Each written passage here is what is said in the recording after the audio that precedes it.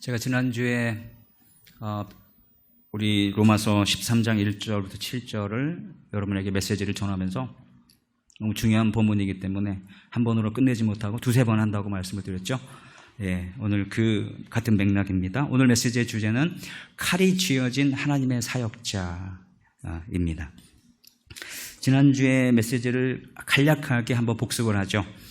지난주에 제가 존 스토트라고 하는 신학자의 견해를 여러분에게 소개를 했습니다.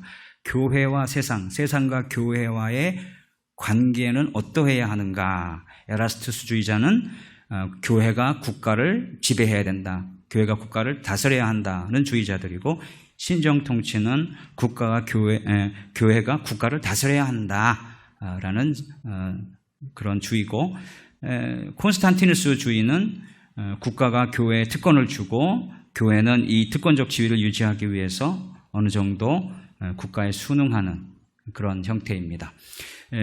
로마 황제로서 기독교가 국교가 되게 했던 황제가 콘스탄티누스 황제였죠. 그 콘스탄티누스 황제의 정책이 그러했습니다. 최대한 대로 친기독교적으로 이렇게 정책을 펴주고, 국가가 교회에게 특권을 주고 교회는 그 특권적 지위를 유지하기 위해서 국가에게 협력하는, 어찌 보면 그 에라스투스주의, 국가가 교회를 다스린다는 것은 좀 그 교회에게 어려운 부분이 있을 수 있지만, 콘스탄티누스 주의에서는 친기독교적인 정책을 펼쳤었죠. 자, 무엇이 옳은지 네 번째 그 관계가 협력 관계라고 말씀을 드렸죠. 교회와 국가가 각기 하나님께 받은 고유의 책임이 있다는 것을 인정을 하고 이러한 역할을 수행하도록, 완수하도록 서로 격려하고 협력한다. 교회는 교회 일을 하고 세상은 세상의 일을 하고 정치인은 정치 일을 하고 신앙인들은 신앙의 일을 하고, 서로 존중하면서 각자의 길을 가고 터치하지 않는 것입니다. 아마도 이 본문에서, 이 로마서를 쓴 저자가 바울이잖아요. 이 사도 바울이 이것을 기록할 당시가 여러분에게 여러 번 말씀을 드렸는데, 최악의 통치자라 할 수 있는 네로 황제 시대에 크리스찬들이 어마어마한 박해를 받았거든요. 그런데 지금 이런 이야기를 하는 거 보면 굉장히 이거 친국가적 아닌가? 너무 기독교인들이 굽히는 거 아닌가라는 오해를 할 정도로 모든 권세는 하나님이 준 거다. 그들의 권위에 복종해야 한다. 그들을 거스르면 하나님을 거스립니다. 이런 이야기를 하는 것을 오해받을 수가 있습니다.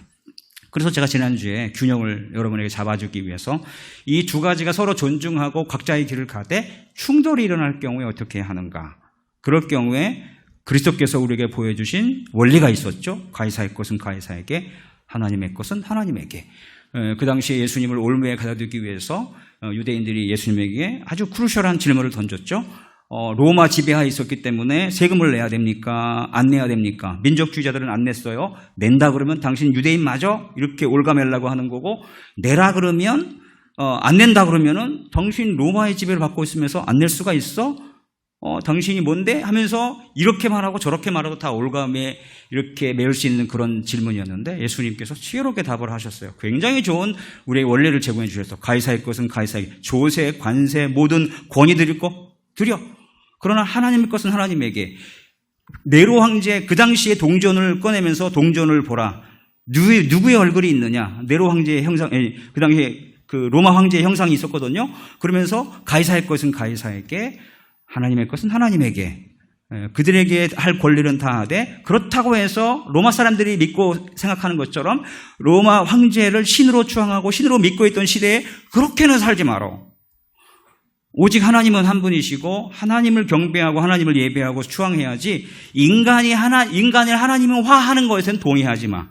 가이사의 것은 가이사에게, 하나님의 것은 하나님에게. 이게 굉장히 중요한 원리예요. 우리가 서로 존중해서 각자의 길을 가는데, 국가가, 권력이, 어떤 권위와 권세자가 우리 신자의 자유와 하나님이 우리에게 정해놓으신 섭리적인 질서를 위배하거나 역행하거나 거스리라고 할 때 우리는 그 권위에 저항할 양심의 자유가 있고 그 특권이 우리에게 있는 것입니다. 그래서 왜 그렇죠? 바울이 얘기했죠. 너희의 시민권은 어디에 있는지라? 하늘에 있는지라. 누구에게 그렇게 얘기했어요? 빌립보 교회 성도들에게. 빌립보가 어떤 도시였어요?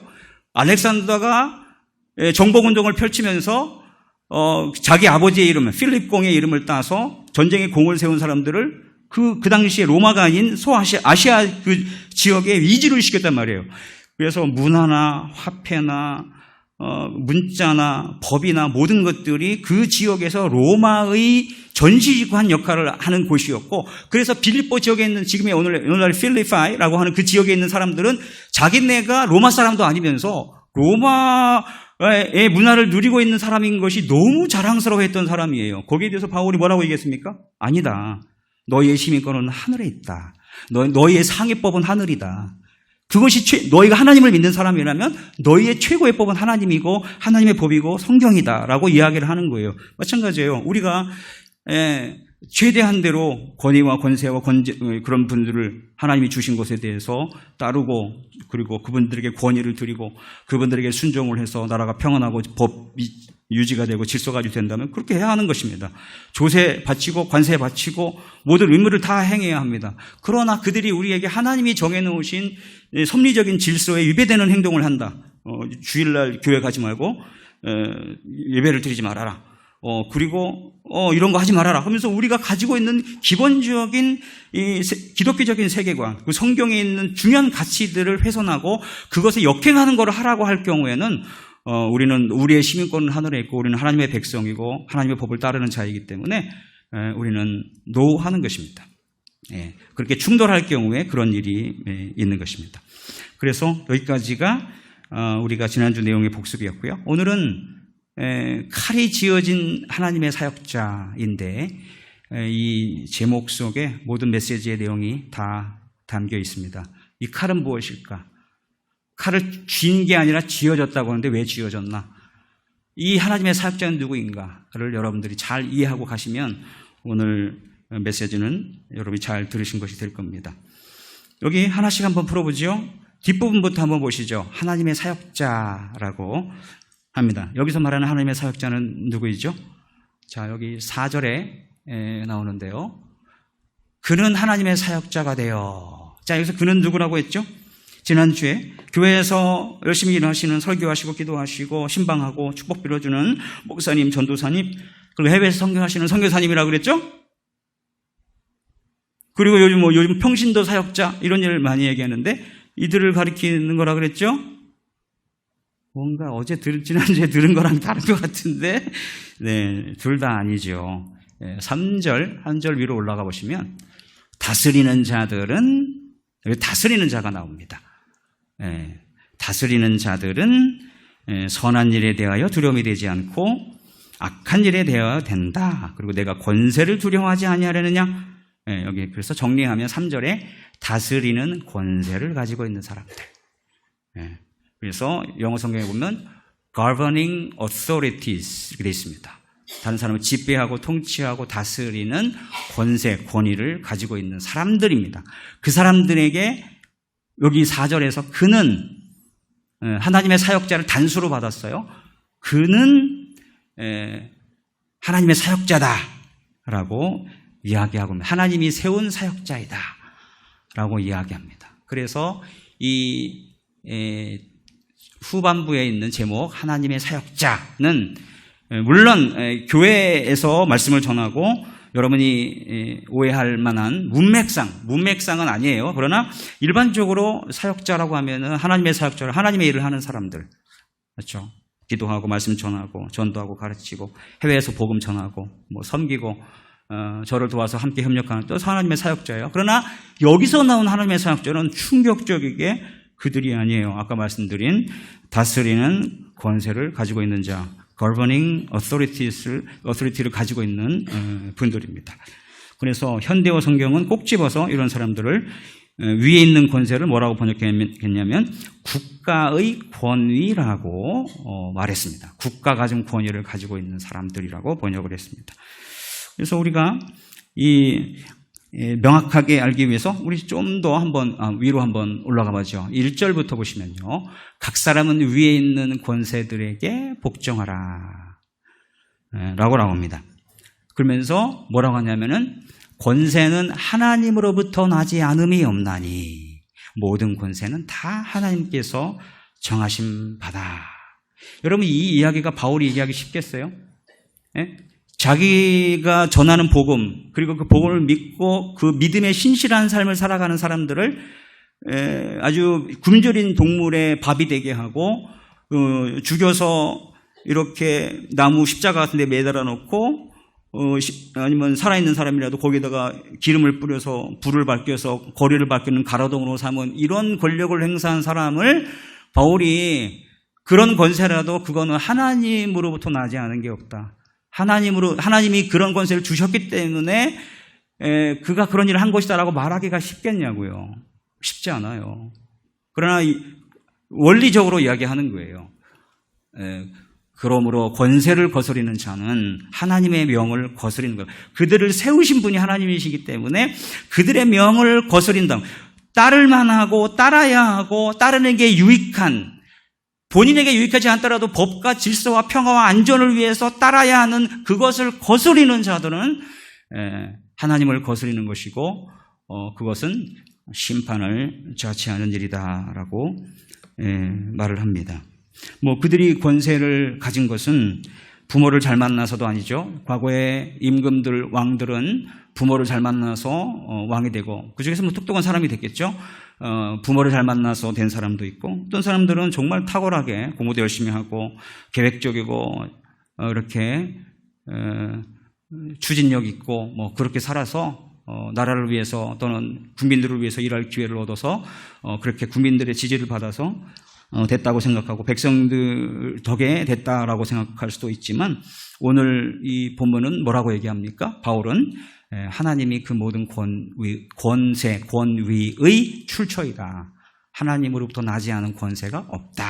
그리고 하나님께서 정하셨다. 정했다라고 하는 단어가 영어로 establish 또는 institute 이겁니다. 하나님이 그 모든 권위를 establish, 세우셨다. 권위를 이렇게 기초를 놓으셨다라는 모든 권위의 기초는 하나님이 주신 권위에 기초하고 있다라고 이야기를 하고 있다. 그렇기 때문에 바울이 네로와 같은 폭군의 정치를 할지라도 우리가 따라야 할 법에 대해서는 따라야 한다라고 말을 하고 있습니다. 그래서 여기 세웠다, 정했다라고 할 때 그 해당되는 헬라어 그리스 말을 영어로 번역한 거를 보면 appoint, 지명했다 또는 determine, 하나님이 그가 그런 권세의 자리에 앉도록 결정하셨다 라고 이야기합니다. 우리가 수요일 날 에스라서 강해를 봤잖아요. 70년간 이스라엘 백성들이 바벨론의 포로로 잡혀갑니다. 느부갓네살에 의해서 포로로 잡혀가죠. 그러고 나서 그 나라가 70년 만에 페르시아에게 정복당합니다. 북이스라엘을 정복했던 나라는 아시리아고 그 아시리아, 굉장히 강력한 아시리아를 바벨론이 정복하고 그 바벨론을 뒤집은 나라가 페르시아였거든요. 자, 보세요. 하나님이 그들을 70년 만에 이스라엘로 귀환하기 위해서 세상 권력들을 하나님께서 너무 쉽게 바꾸셔요. 모든 권세는 하나님으로부터 났지만 권세의 출처는 하나님이라는 걸 보여주는 거예요.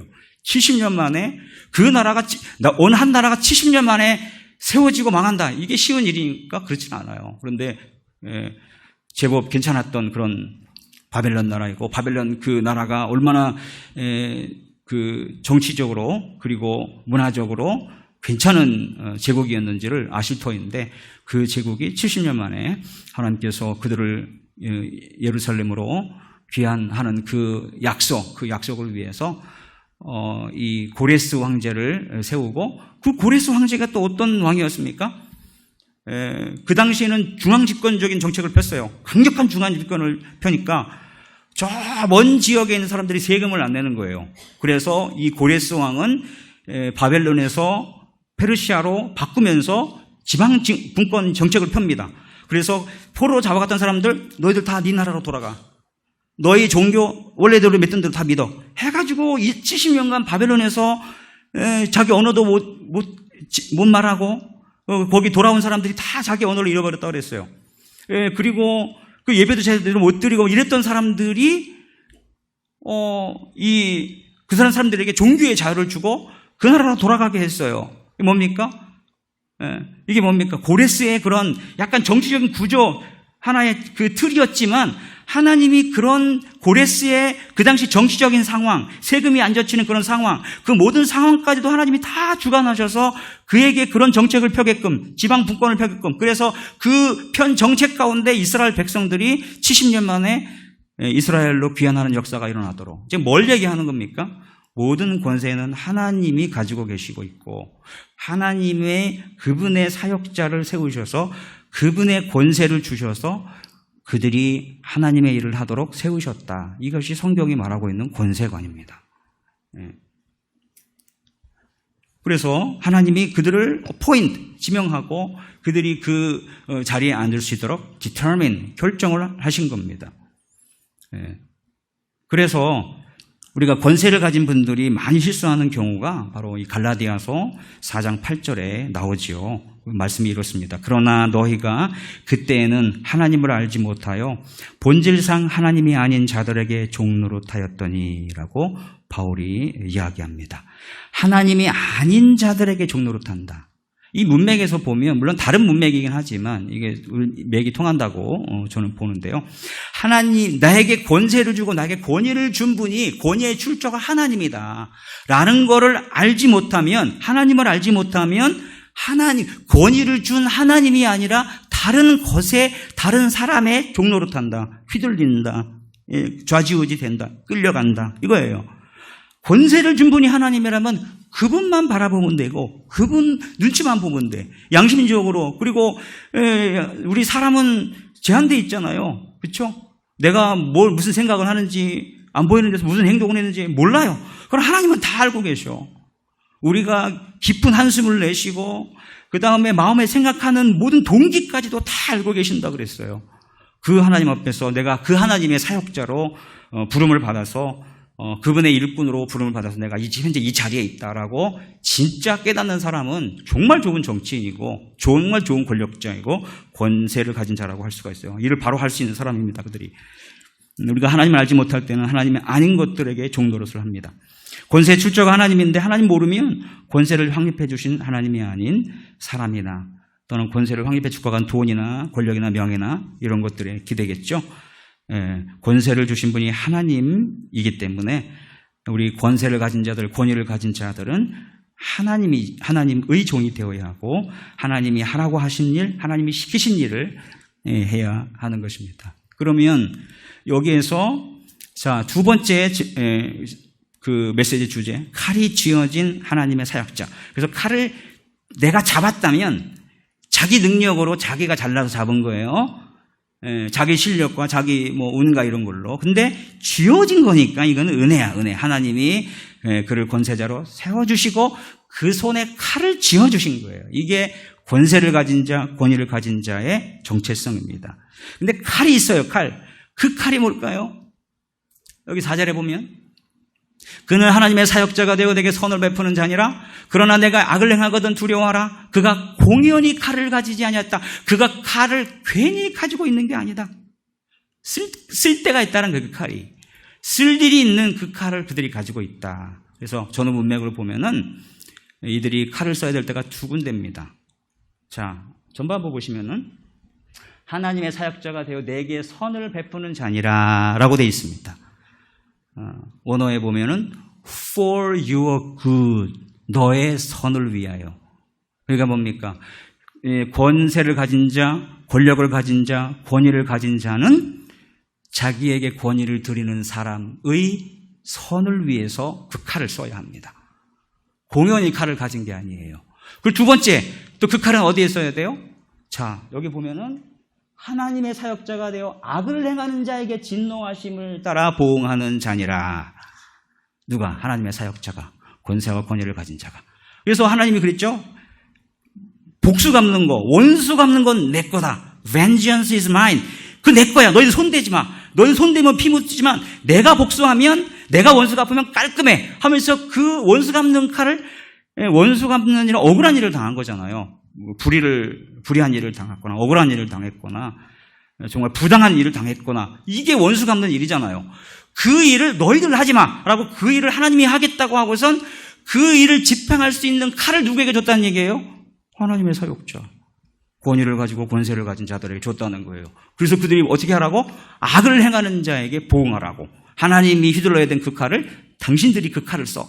그래서 억울한 일 당한 사람 억울한 일을 해결해주고, 불법한 일이 일어나면 법을 바로잡고, 이렇게 좋은 의미로 유익하도록 선을 행하도록, 첫째. 둘째, 하나님의 심판을 대신해주는 일로 하라는 것입니다. 이 두 가지를 잘 하도록 하라는 것인데요. 제가 영어 번역을 봤는데 NASB라고 하는 영어 번역을 봤는데 굉장히 재밌는 단어가 나왔어요. 우리가 복수한다라고 하는 것이 이제 여러분 영화의 어벤져스라는 영화 봤죠? 그 영화 저는 보지는 못했습니다만 좀 시대에 뒤떨어진 감이 없지 않아 있는데, 그 어벤져스라는 영화가 이렇게 뭉쳐가지고 지구를 지키고 힘들고 어려운 사람들 구해주고 이런 거잖아요. 여기 뭐라고 번역했냐면 이 하나님의 사역자, 권세와 권위를 가지고 그 손에 칼이 쥐어진 자를 뭐라고 얘기하냐면 어벤저라고 얘기하고 있어요. 어벤저. An avenger. 그들은 하나님을 대신해서 복수해야 하는 자들이에요. 하나님의 그 정의와 하나님의 공의를 실천해야 하는 자들이라는 것입니다. 그래, 이렇게 사용하면 정말 권위를 잘 사용하는 것이죠. 우리가 말을 한번 맺어보죠. 우리 신자들은 정신을 똑바로 차리고 살아야 합니다. 교회 내에서 권위를 가지고 있는 저나 또 평신도로서 리더 역할을 하시는 분들이나 우리 교회 항전직자들 해마다 임명을 새로 받아야 되는 자가 아니라 한 번 받으면 돌아가실 때까지 그 직이 유지되는 안수집사나 권사님들이나 장로님이나 이런 분들, 항전직자들, 이런 분들이 어찌 보면 하나님이 주신 권위를 가지고 있는 자들이에요. 우리는 그분들이 불법을 행하라고 하고 악을 행하라고 하는 한 즐거이 순종해야 하고, 그리고 복종해야 하고, 그리고 그분들을 지지해주고 환영해줘야 됩니다. 그러나 지금 이 문맥은 교회의 문맥이 아니라 세상 권력과 세상 권세자들에 대한 문맥이기 때문에 좀 두 가지를 결론부분에 좀 합치고자 합니다.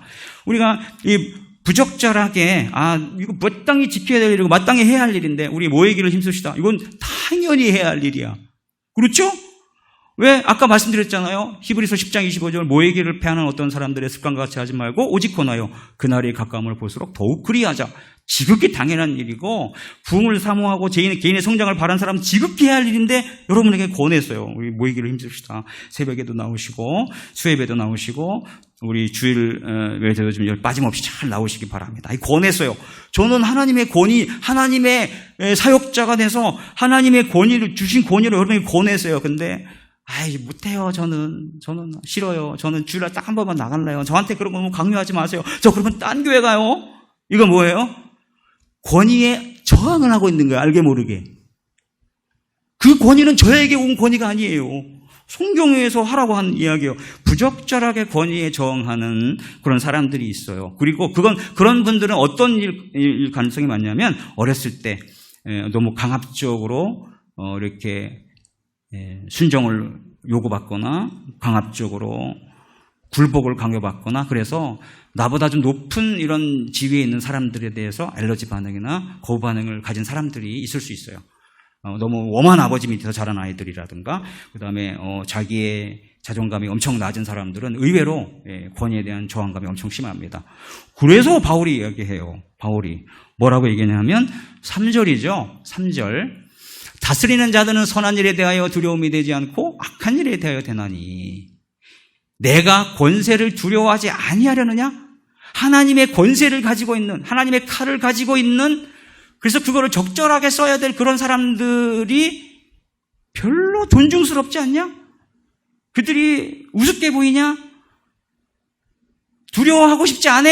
그럼 뭐라고 얘기합니까? 선을 행하라. 네가 옳은 일을 행하면 그 권위에 대해서 저항이나 그 다음에 권위에 대해서 알러지 반응이나 그런 게 있을 필요가 없다. 마땅히 하라고 하면 하고 해야 할 일은 하고 의무로 주어지고 책임으로 주어진 일을 잘 감당하면 두려워할 일이 없다.